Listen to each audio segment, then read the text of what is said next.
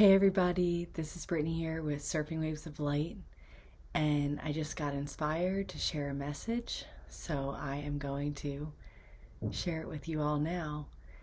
It's been a wild summer. There has been so much growth, transformation, and shifting happening, and I can feel that we're all really on the brink of really big changes. And they're big in the sense that we've really moved away from how we functioned in 3D. Lives that were once lived in a very traditional sense are becoming slowly and quickly ever more alternative, integrating each aspect of doing things from a loving place. Alternative really just means doing it more lovingly, doing it more kindly. You can do a more traditional lifestyle in a kind way, and for some that really does serve. But a lot of us are feeling inspired to be more self-sufficient, and self-sufficiency is really love, because when we're self-sufficient, it means that we get our power from ourselves. And we have been trained continuously to get the power from others, seek the guidance of others, ask a teacher, ask a professional. And the thing is, we all have the perfectly capable ability of tapping into our guidance.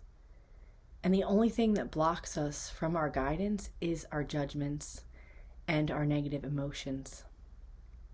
And so the title of this video today is going to be called What's Bothering You? Because right now, if anything bothers you, the Course says there are no small upsets. So if anything bothers you, then that means that this 3D world can manipulate you. And if the 3D world is able to manipulate you, then you won't be able to maintain your peace. Now, part of the journey is losing your peace. We're here to be human and remember that we're also divine. We're still very much in the human phase. We're still pretty deeply rooted in 3D. We want to live lives of freedom, of ease, of moving from one moment to the next. But the truth is that we've been conditioned to be so afraid of free time, of space, and of feeling our emotions that we keep really busy, that we move about the day and do, when really the healing and the things that shift time, that decrease those extra timelines, that put you on the straight and narrow, the most joyful path, the quickest joyful path, not that it's about speed or time, that really comes from when you clear the emotions, when you look at a trigger in your environment and you work on it. You sit with the discomfort. You're upset about this, you're upset about that. Really sit with it. That's all journaling, reflection, yoga, all these practices. Instead of having you run to your television, to your food, to your friends to complain, to surfing, to even good things. When a trigger comes up, really sit with that discomfort and write out the feelings. Because just like a needle in a haystack, the emotions, that's how you've been manipulated. Doesn't mean they're not valid, they are valid. And sometimes, well, we don't know what the gift is. So anyway, when you have an emotion, the haystack, there's a lot of hay to clear, but there's a needle in there. And that's the message or the gift. We don't always know what the gift is, right? Sometimes we clear the needle, we clear the hay, and the gift is the insight that we needed to move in a new direction. It was time for a new partner. It was time for a new job or a new situation. But sometimes when someone does something to you and it triggers you,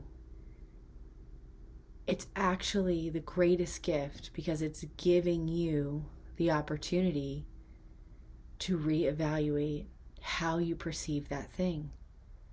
And sometimes it is the perception that must change, right? So you could have a situation where someone wants to live on a sailboat. And if someone invites them to live on a sailboat and they get really triggered by that person, and then they decide not to board the sailboat because of those triggers, but they don't work on the triggers, we never know. But that person could work on the triggers and find, oh no, this trigger was really just showing me I need to advocate for myself more. And if you get the lesson of advocating for yourself, then it would be okay to go on the boat, because maybe living on a boat requires a lot of self-advocacy, the kind of self-advocacy that isn't really needed in society. We haven't really been trained for that, especially if we work jobs where we work for other people. We get a paycheck, we have our responsibilities, but we don't have to critically think on all realms. So self-advocacy, at least for me, I found, was not as well developed. And transitioning into having my own business, I really had to learn, and I'm still learning, that's been one of my triggers this summer, is that it's really important for me to advocate for myself, to confidently put myself out there and declare what I'm doing in a loving way. So back to the analogy, it could be a lesson in self-advocacy, or the emotion, you could get down to the gift, and the gift is, oh, that boat wasn't the right boat, or that guy wasn't the right energy. But again, if we don't sit with the discomfort, sit with the anger, sit with the fear, express it, not on the person, express that feeling. It's important. Our emotions show us that we're alive. And according to my guides, it's the working through these triggers and traumas. That's why we came here. It's the process of the sadness that is transformed into creativity, into art, into gifts, into sharing. That's what we came here to do. So it's just important that we follow our guidance to get us to a place, a life situation that we can do that. And that's why I've always really struggled with normal job structures, 9-to-5s, or even working for other people. The word I get a lot now is collaborate. That's what I want to do with other people. I really want to collaborate with them.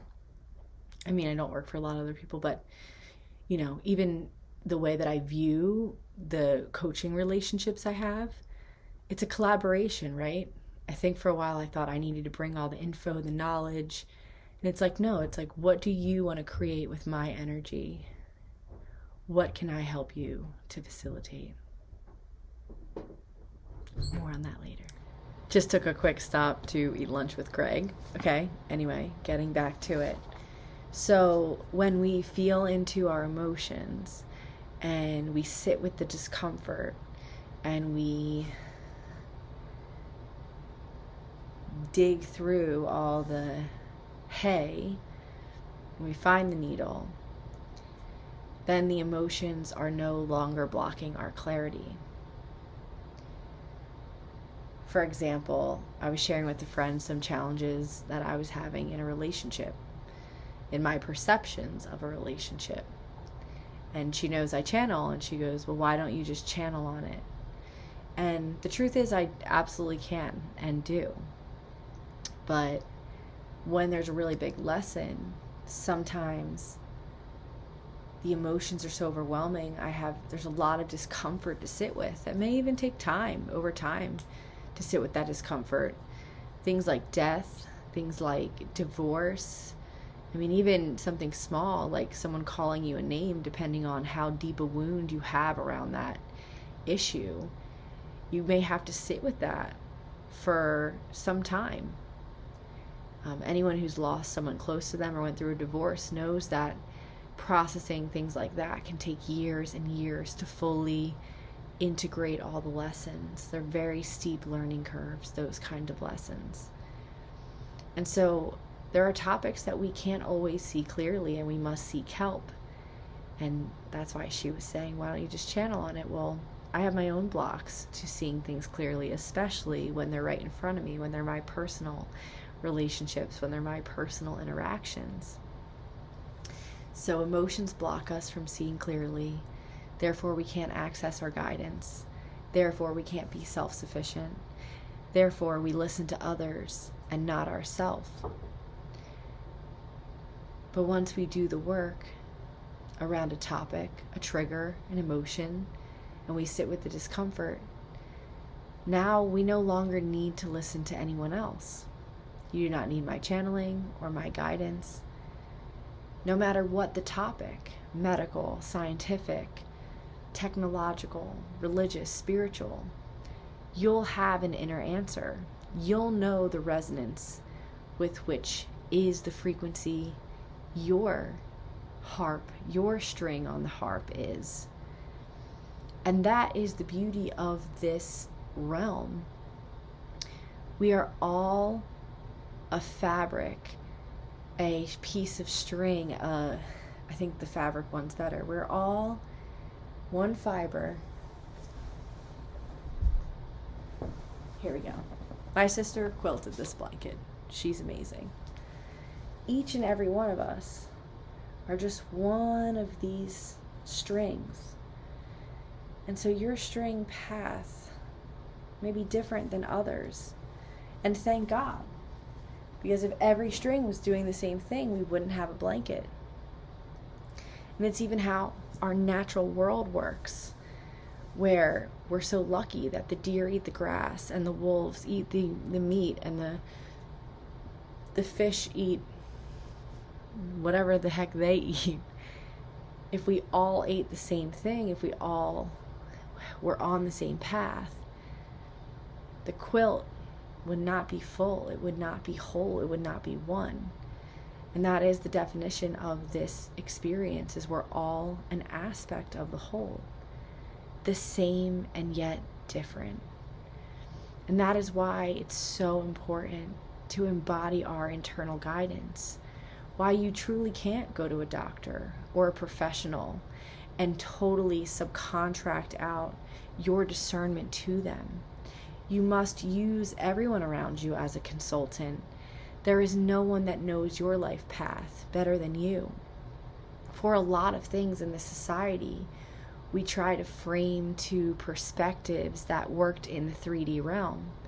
And yet we are rapidly shifting out of the 3D realm. Everyone is being forced to do things differently. And it's forced in the best way because we did not love how we did them before. I look at the energy of my dear grandmother, Virginia Dillon.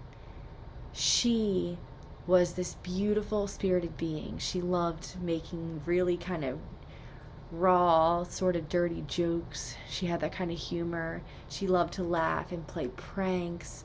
She loved to dance. She loved to sing. She created these beautiful community environments, one whose energy has been maintained through the beach house I share with my family, that literally has usually 20 to 25 people in it at a time, kids, elderly, everything in between, dogs.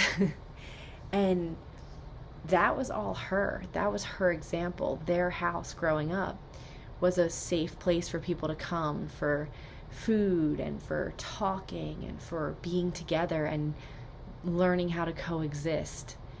And even knowing that coexisting like that, so close, so woven close to the other parts of the blanket, is the happiest thing.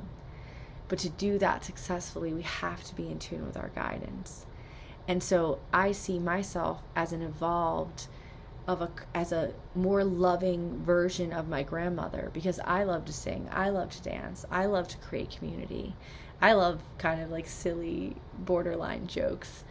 I'm not afraid to push the limits. I'm not afraid to explore frontiers that are maybe not par for the course or acceptable or societal standards. I've never been that. That's never been me. Everyone who's ever known me has thought I was weird, in a good way. But, even growing up, I never wore shoes, and I got kind of made fun of for that, and everyone gets made fun of for things, but the whole thing is we're an important part of the whole, and if we don't embody our aspect, we cannot heal, because we cannot come out of the separation into the oneness. And that's what this journey is. And to do that, we have to know the tune of our own heart, the beat of our own drum. And it's not going to be like we were trained to be. We kind of went to a military camp the past 20, 30, 60 years. And we don't think of it that way, but that's how we've been conditioned. Just like I'm watching the show Bridgerton, and you see how all these very elite people are trained into the rules of society for years and years and years. They're prepared for that. And even though we're not doing that donned under fancy gowns and diamonds, there are all these standards, there are all these ways of being that are just asking to be challenged right now. And all challenge that we go through, it provides us growth. So when you're struggling or when you're depressed or unhappy, in a way you're growing. Now there's wallowing and then there's growing, and neither's good or bad. It's just the amount of time you want to spend in that energy, and that's the free will choice of each being. Some beings came here to wallow in a certain energy for 20 years. For whatever reason, they needed to experience that. But it seems like now, with the accelerated path we are on, my guides have said that free will choice, in a way, has sort of been revoked on this planet. So we still have free will choice, but there's kind of like a cheater code in the matrix that is bringing situations up to the surface for that deeper healing. And they're coming faster and faster now. So before, I don't know the years exactly, but we'll definitely say before the 1950s, it was complete free will. And what tends to happen in a lower dimension, complete free will, because the energy is, there's a lot of negative, low frequency polarities, those polarities build momentum upon themselves. And so the overarching energy can be quite negative, even though it's equal. It's a negative and positive polarity. In a lower realm, that energy gains momentum, just as in a higher realm, that energy, the loving energy, gains momentum. It's just an experience, so it doesn't matter.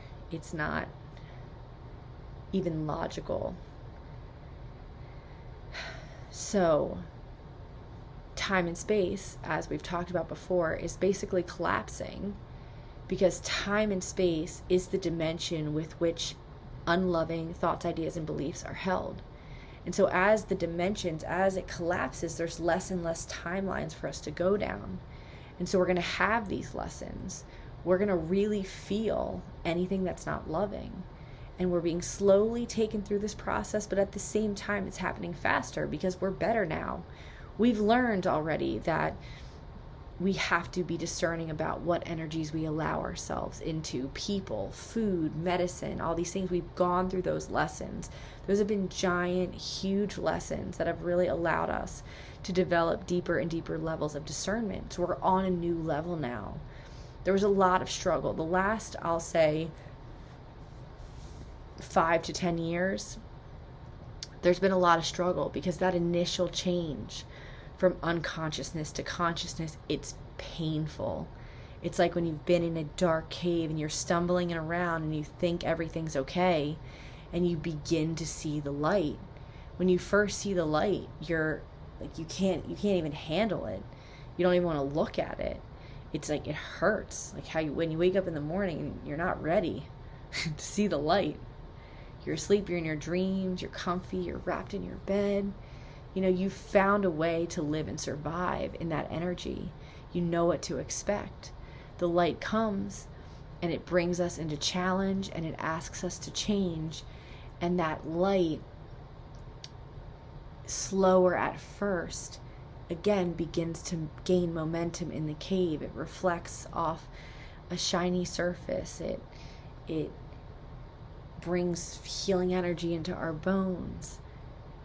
And that's why it's the small things that are so important, because it just takes one moment of sitting with the discomfort, of making even a microcosmic different choice, getting 1/10 of an anger meter less mad.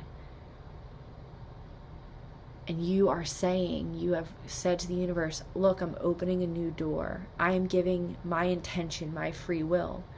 You don't have to set intentions formally every day. Every word we speak, we're setting intentions. Every thought we have, we are the discerners.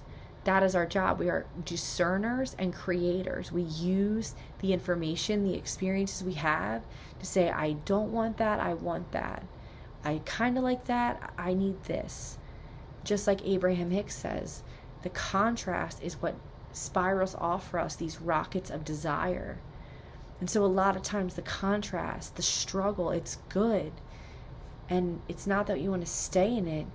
It's that you want to become free of whatever energy is holding you back. However, the third dimension is still manipulating you and keeping you in there. Because truly we are already free. This is just the untangling of the mind. We could stop doing everything. We could sit in the knowing of being a loving God, powerful creator, embodied, and everything we ever needed to exist here would come to us. That is the dimension we are at now, but we don't know how to sit because we have all these emotions, all these triggers. So we go to sit to be a powerful creator that just allows and magnetizes, and yet we can't. Because we have all of these issues that we need to handle. We have all these triggers that we haven't been taught to clear. We run to the things that keep us satisfied, that keep us distracted, because we cannot face the feeling. We can't sit with the anxiety, the discomfort. But we're learning how to. And this time is really forcing us to feel that stuff. It's not really allowing us to lean into our distractions anymore. There's much more sensitivity. You can't go to the bar and drink 20 beers. You're really going to be feeling that. Even eating is definitely something that me and my family, we do a lot of, and definitely a way that we transmute emotions. And right now I'm finding I can't eat a lot. Last night my sister was sick because she ate a little too much at dinner. She didn't even eat that much, but she's just been feeling the same way, very sensitive to food, and that's been a big part of our culture. My immediate family and greater family. It's a beautiful Italian thing that we do. So it's important to listen to our own guidance, and just want to say too that it's may have felt really confusing for the past few months. Especially the past 2 weeks. We've just been in a Leo Mercury retrograde that just ended maybe today, maybe yesterday. I'm not an astrologer, but I am getting some really good downloads and insights about these energies, and I've really been feeling them. The Leo Mercury retrograde for me was just a lot of things, a lot of mental gymnastics, I'll say, a lot of things in the air, a lot of more emotional, mental, just a lot of stuff happening. And the question I've been asking myself is, what am I striving for? What am I trying to create here? One of the themes of this full moon in Aquarius was dreaming big, right? What is the 5D life we want? That to me has been the hard part. I've been in the energy of the Mercury retrograde. I was born in a retrograde energy as well. And I'm very kind of dreamy and etheric as it is. And that realm has been really capturing me lately and has really required my attention. I feel like there's been a lot of mental and emotional cleanup that has required me taking time and space and doing a lot of self-care, yoga, breathing, rollerblading, surfing, sitting in silence, talking about things that happened in the past, things that I did wrong to others, and things that weren't so great that we all did to each other, and really sitting in that discomfort, but understanding that it was all part of the journey and that it was bringing out in each of us what was needed. But in that timing, things have felt very confusing. And yesterday, I had gotten my period, and I also was it was fine. It was a great Sunday. All my family was around, the kids. It was beautiful. But I just all day could not shake this feeling. I woke up in the morning. I went surfing. The ocean was gorgeous, warm, super glassy, like kind of big rolly waves coming out the back, but they were weird. And the ocean is always telling me the energy. It's another way that the energy is ascribed to me, is my intuition communicates with me. And full moon energies are out, but I just was feeling so weird. And a lot of times I think I resist that. Like, I should feel good. I have an amazing life. I wake up every day and I surf with people, and I get to do energy work and bring through messages like this. I have a beautiful family. I have the best relationship with my sister and my mom I've ever had. Like, I'm learning so much more about myself. I'm really figuring out how to do my business. There's nothing wrong with my life, but sometimes I still wake up with those feelings. And I think we're just really getting deeper into these realms that we need to clear, because we're really headed to 5D. Like, we're 1 foot in, 1 foot out, and there's still some 3D cleanup we need to do. And so we're going to have periods like the Mercury Leo retrograde. That's kind of what the astrological calendar is really for. It's letting us know when a processing period is coming up. And so again, I'm not an astrologer. I don't even know what's going on half the time. But when I am called to know about a period, a full moon resonates with me, or a retrograde comes to my attention and feels important, just like you'd follow your calendar, like you'd show up for your meeting and you'd go to lunch with your friend, like that time, if it's saying, retrogrades are typically a time of self-care, of relaxation, of things get slowed down, but there's a reason. The reason is you're not meant to do so much. It's a time, it's a powerful time of processing and releasing and healing. And so when we're in the confusion, just kind of like the message I had channeled earlier this month about peace and uncertainty, we're just really being asked to sit in the confusion. That's another discomfort, right? We want to know. I want to know what my future holds. I want to know where I'm going to be. I want to know that I can stay in this room for the next year. And sometimes we get those answers and sometimes we don't. And I felt so annoyed. I'm like, all I want is clarity. All I want is clarity. All I want is clarity. But right now, the energies are asking us to sit in discomfort, sit in confusion, and be okay with it. Because it's really only the ego that propagates those emotions in the first place. The trusting godlike self would know and understand intuitively that this is just a time to not do a lot, that this is just a time where things are changing, and God embodied knows that everything is always in the highest good. So there's nothing to worry about. Even if the worst, quote unquote, worst thing the ego can think of happens, you would know that that's facilitating you further embodying your divinity. And we give so much energy to the 3D environment and not to the divine inner world that we are, that we can choose to activate and express through our focus on it.